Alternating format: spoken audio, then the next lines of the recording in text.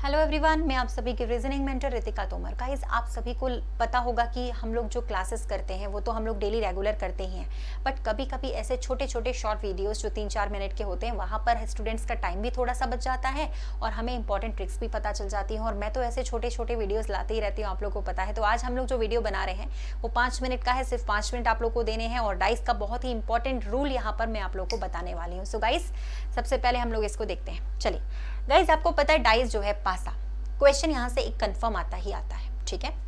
अब इसको सॉल्व कैसे करें, यहाँ पर 1 से 2 रूल्स जो हैं वो फॉलो होते हैं। डोंट वरी, मैं आपको ओपन डाइस भी सिखा दूंगी। वैसे पूरा चैप्टर तो होता ही है, वो लोग भी आप लोग डेली कर सकते हो, मेरी क्लासेस में बता दूंगी आपको कब होती है। लेकिन अगर बेटर है अगर इस वीडियो से, छोटे से 4-5 मिनट के वीडियो से हम लोग कुछ सीख पाए, राइट। तो सबसे पहले हमने देखा हमारा पासा है, हमें कभी भी 6 सतह एक साथ देखने के लिए नहीं मिलती है, तो हमें हमेशा 3 सतह देखने के लिए मिलती है। लेकिन हमें ये पहचानना बहुत ज़रूरी है कि ये डाइस स्टैंडर्ड है या नहीं। पहला रूल हमारा स्टैंडर्ड डाइस का यही होता है गाइस कि जो इसके विपरीत सतहों का योग है वो 7 के बराबर होता है। 6 में से 3 सतह हमेशा आपको दिखाई देंगी, या तो टॉप वाली दिखाई देगी या बॉटम वाली एक दिखाई देगी कोई। अगर फ्रंट दे रही है तो बैक दिखाई नहीं देने वाली। लेफ्ट या राइट में से कोई एक सतह दिखाई देगी जो हमें यहाँ पे दिख रही है। बट फिर भी हमें यहाँ पे पहचानना है कि इसमें से स्टैंडर्ड डाइस कौन सा है। तो हम पहचानेंगे ऐसे कि स्टैंडर्ड डाइस के विपरीत पर जो नंबर होता है वो 7 के बराबर होना चाहिए दोनों को ऐड करने के बाद। जैसे 1 के पीछे हम बिना देखे बता सकते हैं कि 6 होगा, क्योंकि ये डाइस स्टैंडर्ड है, क्योंकि 1 और 6 दोनों को ऐड करके 7 के बराबर आएगा। अगर ऊपर 2 है तो डेफिनेटली नीचे की साइड पे 5 नंबर लिखा होगा, बिकॉज पासे में टोटल 6 नंबर्स होते हैं ना, दोनों को ऐड करने पे 7 आएगा। अगर राइट साइड पे 3 है तो डेफिनेटली लेफ्ट साइड पे 4 लिखा होगा, क्योंकि दोनों को ऐड करने पे 7 आएगा। तो इसमें तो कोई दिक्कत है नहीं। ये हमारा वो पासा है जो हम लोग लूडो खेलते समय इस्तेमाल करते हैं, स्टैंडर्ड पासा। लेकिन नॉन स्टैंडर्ड वाला पासा कौन सा होता है, जो हमारे स्टैंडर्ड पासे के रूल्स को नहीं मानता है। सपोज दैट हमारे पास है एक डाइस, ठीक है, मैंने बनाया। अब आप लोग इसे देखकर खुद ही पहचान जाओगे कि ये नॉन स्टैंडर्ड है। क्यों? क्योंकि अगर ये स्टैंडर्ड होता तो 2 और 5 स्टैंडर्ड डाइस में विपरीत होते हैं जो कभी साथ में नहीं आने चाहिए। यहाँ पे साथ में आगे, दोनों बगल बगल में लिखे हुए हैं। देखो यहाँ पे रूल नंबर 1 अपना यही है ना, 2 opposite faces can not be adjacent to each other. इसका मतलब यही होता है कि 2 विपरीत वाले जो सतह होते हैं वो कभी भी एक दूसरे के बगल बगल में नहीं आ सकते। यानी 2 और 5 अगर बगल में आ रहा है तो ये अपोजिट नहीं होगा। अगर ये अपोजिट नहीं है तो डेफिनेटली स्टैंडर्ड डाइस नहीं है। ये कौन सा वाला है? अमानक पासा, ठीक है, यानी कि नॉन स्टैंडर्ड। अब इस डाइस में अगर हमने उसे पूछ लिया जाए कि 2 का विपरीत क्या है, क्वेश्चन मार्क 5 तो हो नहीं सकता, उसके बगल में है। 3 भी नहीं हो सकता, तो 1 हो सकता है या 4 हो सकता है यार, या फिर 6 भी हो सकता है। कंफर्म तो पता चल ही नहीं पा रहा है ना।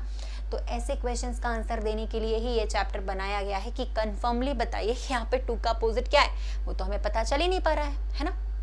तो चलिए देखते कैसे निकालेंगे। तो गाइस देखिए, इसको निकालने के लिए पहला मेथड हम लोग यहाँ पे सीखने वाले हैं। पहली बात तो ये जो हमारा नॉन स्टैंडर्ड डाइस है, ये एक डाइस से कभी भी सॉल्व नहीं होगा।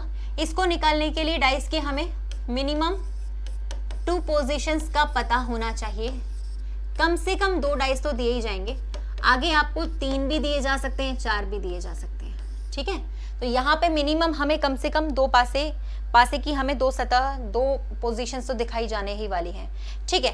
तो देखते हैं यहाँ पे कैसे सॉल्व करेंगे। पहली बात तो यहाँ पे आपसे पूछा जाएगा ये सिंगल पासा है। जैसे ही आपके पास सिंगल पासा है तो आप समझ जाना कि ये स्टैंडर्ड डाइस है, ठीक है। और यहाँ तो हम लोग आंसर वैसे भी बता सकते हैं। 2 के अपोजिट पे डेफिनेटली क्या होगा? 5, बता चुकी हूँ मैं आपको। 1 के अपोजिट पे क्या होगा? 6, क्योंकि दोनों का समेशन 7 होना चाहिए। सिंगल पासा है ना, स्टैंडर्ड ही होगा। 3 के अपोजिट पे क्या आता है? 4। तो यहाँ तो हमसे कुछ भी क्वेश्चन पूछ लिया जाए हम निकाल लेंगे। लेकिन हमें अब अगर नॉन स्टैंडर्ड वाला डाइस आता है, जैसे कि ये वाला, तो हम कैसे निकालेंगे गाइस? देखिए, इसको हम लोग ऐसे निकालते हैं। सबसे पहले आपको 2 सतह दिए गए हैं, 2 पासे दिए गए हैं। एक ही पासा है बट उसकी 2 पोजीशन, यानी पासे को घुमा के आपको दिखाया गया है, ठीक है। नंबर 1, पहला तरीका, इन दोनों में देखो एक संख्या कॉमन नजर आ रही है। 2 भी आ सकती है, वो भी मैं बता दूंगी। एक संख्या यहाँ पे कॉमन नजर आ रही है, कौन सी वाली है? देखो भैया, यहाँ पे 4 है कॉमन, बस 4 ही तो कॉमन है, बाकी कोई कॉमन नहीं। कॉमन का मतलब जो दोनों में सेम हो। तो जब एक संख्या कॉमन होती है तो रूल ये होता है उसके विपरीत पे वही संख्या होती है, यानी उसके अपोजिट वही नंबर होता है जो वहां से मिसिंग हो या फिर कोई नया नंबर हो। जो नंबर मिसिंग है बताइए वो कौन सा नंबर है? जो इन दोनों डाइसेस में नहीं है। 6 दिख रहा है, 2 दिख रहा है, 5 दिख रहा है, 3 दिख रहा है, लेकिन 1 नहीं दिख रहा था। पासे में 6 नंबर्स होते हैं, तो हमारे पास 1 का अपोजिट 4 आ गया। ये हमारा आंसर हो गया क्वेश्चन के लिए। 4 का पूछा गया था ना, 4 का अपोजिट 1 आ गया। आंसर हम 1 पे लगा देंगे, ठीक है। वो रहा हमारा आंसर लास्ट में।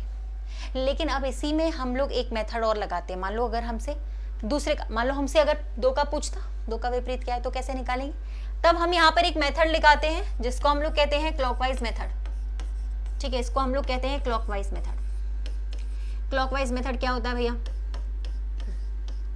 क्लॉकवाइज मेथड वो होता है जब हम तभी लगाएंगे इसको जब एक संख्या कॉमन होगी, बस घड़ी की दिशा में घूमना होता है। ठीक है, जो संख्या कॉमन है उसी को पकड़ के घड़ी की दिशा में घूम जाओ। 4 के बाद 2 आएगा पहले, फिर 6 आएगा। अगर हम इसको पकड़ के घड़ी की दिशा में घूम रहे हैं तो क्लॉकवाइज डायरेक्शन में। यहाँ पे भी 4 को पकड़ के घड़ी की दिशा में घूमो तो 4 के बाद 3 और फिर 5। ठीक है, तो बताइए यहाँ पे अब 4 का तो अपन पहले से ही निकाल चुके थे, 1 आया था। यहाँ पे 2 का 3 हो गया, 6 का हो गया 5। सारे आंसर आ गए हमारे पास।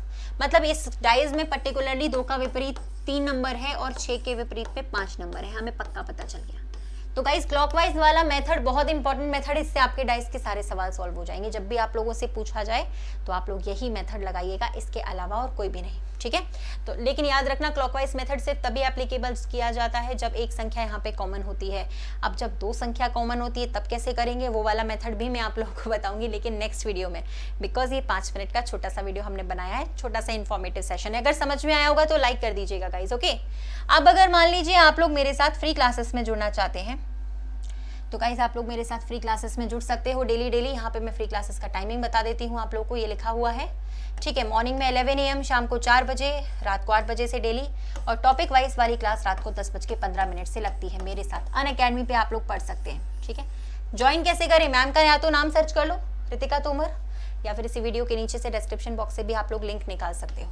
ठीक है, वीडियो के नीचे से डिस्क्रिप्शन बॉक्स पे भी आपको लिंक मिल जाएगी, वहां से भी आप लोग ज्वाइन कर सकते हैं। ठीक है, अच्छा उसके बाद अगर कोई भी मेरे साथ प्लस के कोर्स पे जुड़ना चाहते हैं अनअकैडमी पे, सपोज दैट, तो आप लोग को पता है क्या करना पड़ेगा? एसएससी या रेलवे के लिए किसी भी कोर्स पे जुड़ने के लिए आप लोग को कुछ भी नहीं करना है, बस मैम का नाम आपको सर्च करना है, क्या, रितिका 10, और कोड लगाना है अपने कॉइन्स के साथ। ठीक है, मतलब आप लोग जब सब्सक्रिप्शन लेने जाओगे 1 साल का या 2 साल का, अपने टॉप एजुकेटर से जुड़ना चाहते हो तो मैम का कोड लगाएं रितिका 10 और यहाँ पे कॉइन्स लगा दीजिए। दोनों से मिलाकर आपका अमाउंट 20% लेस हो जाएगा। तो याद रखिएगा कि मैम का कोड है रितिका 10।